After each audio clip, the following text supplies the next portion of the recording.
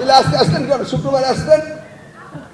মানে রাষ্ট্র পরিচালনার দায়িত্ব নিয়েছেন উনি, হলেন আমাদের প্রধানমন্ত্রী। উনি প্রত্যেকটি বিষয়ে তিনি যোগাযোগ রাখেন। আমার তো খবর নাই।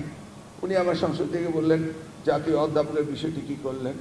আমি তো আকাশ থেকে বললাম সংসদে, জি স্যার জি স্যার। আমি ঠিক আছে, বুঝতে পেরেছি আপনি ফাইলটা এখনো দেখেননি। ইউ সি, আমি এখানে এসে কল করলাম জাতীয় অধ্যাপকের ফাইলটা কবে যাবে।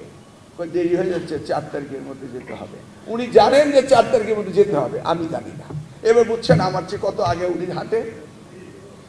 আমি এক মন্ত্রণা নিয়ে সারাদিন ঘুমাইতে পারি না, আর উনি বাংলাদেশ থেকে নিয়ে এসে ঘুমাতে পারেন। 8টার সময় অধিবেশন শেষ হয়ে যায়, আমি গিয়ে আমার কথা বলি, উনি গিয়ে ওনার কথা বলেন। উনি রাত 12টা পর্যন্ত ঘরে বসে থাকেন।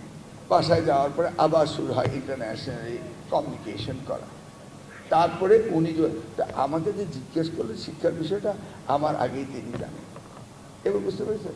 তা আপনারা কেন এগুলি নিয়ে খামাখা এরকম করছেন? বুঝতেছি ঢাকা আসতে হবে, ক্লাসরুম বাদ দিয়ে লেখাপড়া করাবেন না, এই জন্য আসছেন, এটাই বুঝছি।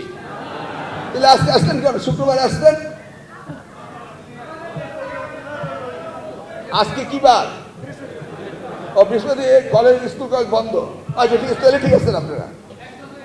হ্যাঁ, আমি জিজ্ঞেস করছি বৃহস্পতিবার স্কুল কলেজ বন্ধ, তাহলে তো ঠিক আছে আপনাদের আশা। খোলা আছে, তাহলে আসার দরকারটা কি? প্রতিনিধি আসছে, আপনার প্রতিনিধি হেন না, আমিও প্রতিনিধি হব না। তাদেরকে বলেন রাজপথে আন্দোলন করতে।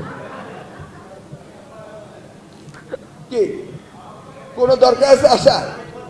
আপনারা আমাকে, আমরা সেলিমে ধাক্কানোর জন্য কি আমরা কাজ করি না? আমরা আমাদের নিজ করে কাজ করি।